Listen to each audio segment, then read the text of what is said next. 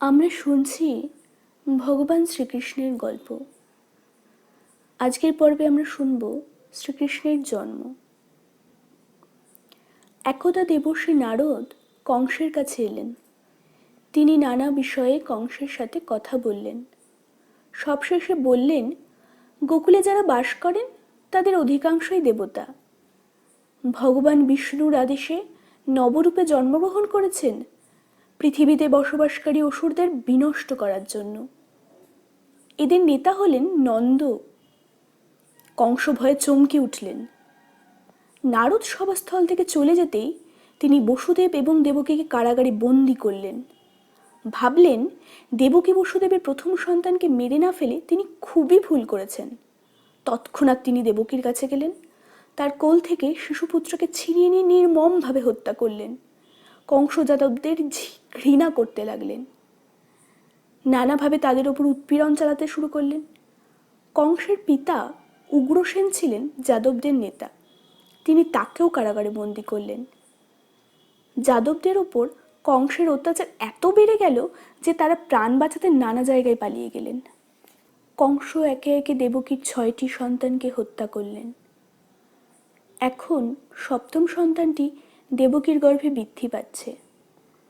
এই সপ্তম সন্তান আদিশেষ, নারায়ণের অংশজাত। ভগবান নারায়ণ অনুভব করলেন এখন তার মর্তে আগমনের সময় হয়েছে। তিনি তার সর্বোচ্চ শক্তি যোগমায়াকে আহ্বান করে আদেশ দিলেন, দেবী, এই মুহূর্তে তুমি গোকুলে যাও। বসুদেবের দ্বিতীয় পত্নী রোহিণীও সেখানেই থাকেন। আমার আধ্যাত্মিক শক্তি আদিশেষ দেবকীর গর্ভে অবস্থান করছে। তুমি গোকুলে গিয়ে দেবকীর গর্ভ থেকে শিশুটিকে আকর্ষণ করে নিয়ে রোহিণীর গর্ভে তাকে স্থাপন করো। এই শিশু যখন ভূমিষ্ঠ হবে তখন তার নাম হবে বলরাম। আমি স্বয়ং কৃষ্ণ নামে দেবকীর অষ্টম পুত্ররূপে জন্ম নেব। ঠিক একই সময়ে তুমি নন্দ ও যশোদার কন্যারূপে জন্মগ্রহণ করবে। নারায়ণের আদেশ মতো যোগমায়া দেবকীর গর্ভের সন্তানটি নিয়ে রোহিণীর গর্ভে স্থাপন করলেন। এটা এমনভাবে ঘটল যে মনে হলো যেন দেবকীর সন্তানটি নষ্ট হয়ে গেছে। প্রতিবেশীরা সমবেদনায় কাঁদতে লাগলো। লোকমুখে কথাটা কংসের কানেও গেল। তিনি নিশ্চিন্ত হয়ে ভাবলেন, যাক, এরপর দেবকী হয়তো আর অষ্টম পুত্রের জন্ম দিতে পারবে না। কিছুকাল পরে ভগবান নারায়ণ দেবকীর গর্ভে প্রবেশ করলেন। দেবকীর সারা দেহ জ্যোতির্ময় হয়ে উঠল। হবেই তো, তিনি যে দেবতাদেরও দেবতার মা হতে চলেছেন। দেবকীর দেহের উজ্জ্বলতায় সারা কারাগার আলোয় আলোময় হয়ে উঠল। দেবকীর দেহের জ্যোতি আর তার মুখের হাসি দেখে কংস ভাবতে লাগলেন, আমার চিরশত্রু নারায়ণ নিশ্চয়ই দেবকীর গর্ভে অবস্থান করছেন, কারণ এর আগে কখনো আমি তার দেহে এমন স্বর্গীয় দেবটি দেখিনি। এখন আমি কি করব? আমি কি দেবকীকে হত্যা করব? কিন্তু এও তো ঠিক, সে একজন নারী, আমার বোন, তার উপর গর্ভবতীও। এখন তাকে হত্যা করলে সমগ্র জগৎ আমাকে ছিছি করবে। এই সব চিন্তা করে কংস ঠিক করলেন দেবকীকে তিনি হত্যা করবেন না। কিন্তু নবাগত সন্তানটির ভাবনা তার মনকে কুড়ে কুড়ে খেতে লাগলো। তিনি স্থির হয়ে কোথাও বসতে পারেন না। বসতে গিয়েও হঠাৎ থমকে দাঁড়িয়ে পড়েন। তার মনে হয় তিনি যেন দেখলেন শিশুটি তারই আসনে বসে আছে। কংস নিজের মনেই বলে ওঠেন, আসনে একটি শিশু বসে আছে আর আমি কিনা তার উপরেই বসতে যাচ্ছিলাম। উফ, কি ভয়ঙ্কর! তিনি হয়তো বিছানায় ঘুমোতে যেতেন, কিন্তু সেখানেও দেখতেন শিশুটি তারই শয্যায় শুয়ে আছে। এইভাবে প্রতিটি মুহূর্তে শিশুটি তাকে তাড়া করে বেড়াতো। একদিন ভগবান ব্রহ্মা এবং দেবাদিদেব শিব, নারদ ও ব্যাস প্রমুখ পুণ্যাত্মা ঋষিদের সঙ্গে নিয়ে সকলের অলক্ষ্যে দেবকীর কারাকক্ষে উপস্থিত হয়ে তার সামনে করজোড়ে দাঁড়িয়ে শিশু কৃষ্ণরূপী ভগবান নারায়ণের আবির্ভাবকে স্বাগত জানাতে প্রার্থনা করলেন। হে প্রভু, অতীতে আপনি মৎস্য, কূর্ম, বরাহ, নৃসিংহ, বামন, পরশুরাম, রাম প্রভৃতি বিভিন্ন রূপে আমাদের তথা সমগ্র জগৎ রক্ষা করতে অবতীর্ণ হয়েছিলেন। আমরা এবং সমগ্র ধরিত্রী আবার দুঃখ সাগরে নিমজ্জিত। আপনি আগের মতো এবারও আমাদের সকলকে রক্ষা করুন। আমরা আপনাকে সশ্রদ্ধ প্রণাম নিবেদন করছি। এরপর তারা দেবকীকে বললেন, মা, তোমারও আমাদের সকলের পরম সৌভাগ্য যে স্বয়ং ভগবান এখন তোমার গর্ভে। সেই কারণে কংসকে আর তুমি ভয় পেও না। তোমার যে পুত্র ভূমিষ্ঠ হবেন তিনি সমগ্র জগতের রক্ষাকর্তা, তিনিই কংসকে বধ করবেন। এইভাবে দেবকীর মনের আশঙ্কা দূর করে দেবতা ও ঋষিগণ সেখান থেকে বিদায় নিয়ে দেবলোকে ফিরে গেলেন। ভগবান সৌন্দর্যময় ও আনন্দময়, তিনি শান্তিদাতা। ভগবান যেখানে জন্ম নেবেন তার চারপাশের পরিবেশ কতই না মনোরম ও আনন্দদায়ক হবে। সেদিন মধ্যরাত্রি হতে তখনও কিছুক্ষণ বাকি। মেঘশূন্য আকাশ, অসংখ্য তারা জ্বলজ্বল করছে। রোহিণী নক্ষত্র উদিত হয়ে যেন পৃথিবীকে জানিয়ে দিচ্ছে শুভ মুহূর্ত সমাগত। হ্রদের জলে পদ্ম ফুটে আছে।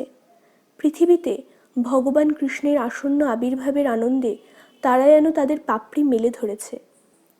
জগৎ পিতাকে গর্ভে ধারণ করে আছেন যে দেবকী, তার যাতে কোনো কষ্ট না হয় সে কথা মনে রেখেই যেন বাতাস বইছে ধীরে, অতি ধীরে। বনে বনে অসংখ্য সুমিষ্ট কুজনে বনভূমি আমোদিত। ময়ূরের দল পেখম তুলে নাচছে। সকলের মনে অপার শান্তি। স্বর্গের দেবতাগণ দুন্ধুবি বাজিয়ে ভগবানের মর্তে আগমনের বার্তা ঘোষণা করছেন। মনের খুশিতে তারা আকাশ থেকে পুষ্প বৃষ্টি করছেন। এমন সময় মধ্যরাত্রের ঘন অন্ধকারে দেবকীর সন্তান রূপে জন্ম নিলেন শিশু কৃষ্ণরূপী মহাবিষ্ণু। নবজাত শিশুটিকে বসুদেব যখন দেখছিলেন তখন তিনি বিস্ময়ে হতবাক হয়ে গেলেন।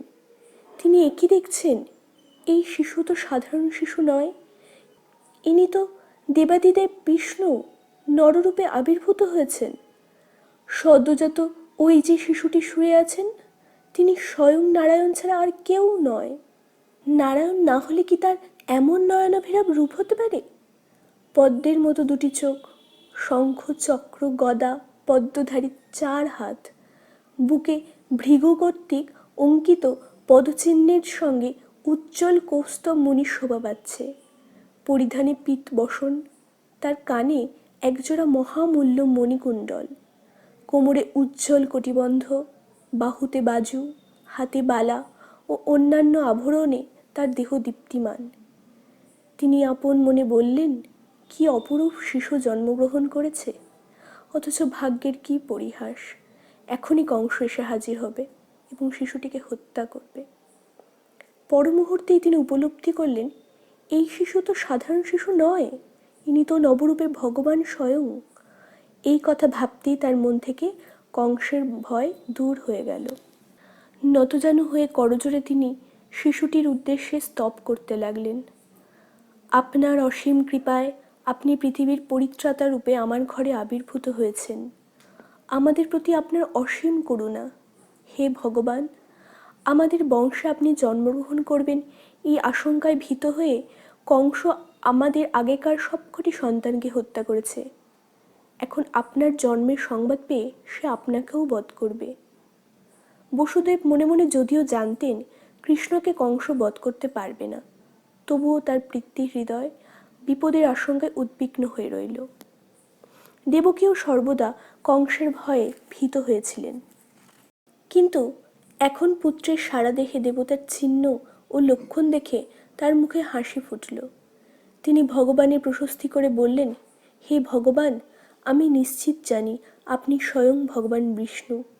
আপনি অনুগ্রহ করে শতলোকের উৎপীড়ক কংসকে বিনষ্ট করুন। আপনি অন্তর্যামী, তাই কংস কিভাবে আমার আগের সবকটি সন্তানকে বধ করেছে তা আপনার অজানা নেই। এবারেও সে আসবে, আপনাকে ছিনিয়ে নিয়ে গিয়ে নির্দয়ভাবে হত্যা করবে। আপনি দয়া করে তার সামনে আপনার এই দিব্যরূপ প্রকাশ করবেন না। যারা ভক্তি ভরে আপনার আরাধনা করে, আপনার এই রূপ কেবলমাত্র সেই ভক্তদের জন্য। কংসের ভয়ে দেবকী এত বেশি আতঙ্কিত হয়ে পড়েছিলেন যে তিনি বিশ্বাস করতে পারছিলেন না ভগবান বিষ্ণুকে বধ করার সাধ্য কংসের নেই।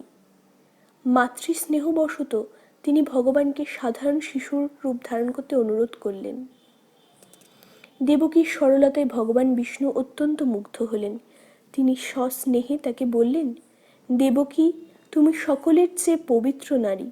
পূর্বজন্মে তুমি দীর্ঘকাল ধরে তপস্যা করেছিলে। তোমার সাধনায় তুষ্ট হয়ে আমি তোমাকে একটি বর চেয়ে নিতে বলেছিলাম। তুমি প্রার্থনা করেছিলে আমি যেন তোমার সন্তান রূপে জন্মগ্রহণ করি। অবতার রূপে আমার বিগত আবির্ভাবকালে তুমি আমার জননী হয়েছিলে এবং এবারেও আমি তোমার সন্তান রূপে জন্মগ্রহণ করেছি। আমার পূর্ববর্তী আবির্ভাবেও আমি যে তোমার পুত্ররূপে জন্ম নিয়েছিলাম সে কথা তোমাকে স্মরণ করিয়ে দেবার জন্য এই বিষ্ণুরূপ ধারণ করে আমি তোমাকে দেখা দিয়েছি। কেননা সাধারণ মানব শিশুরূপে আবির্ভূত হলে তুমি বিশ্বাস করবে না যে ভগবান স্বয়ং তোমার সন্তানরূপে জন্ম নিয়েছেন। এই কথা বলে বসুদেব এবং দেবকীর চোখের সামনেই তিনি সাধারণ শিশুর রূপ ধারণ করলেন। আমরা শুনছিলাম ভগবান শ্রীকৃষ্ণের গল্প।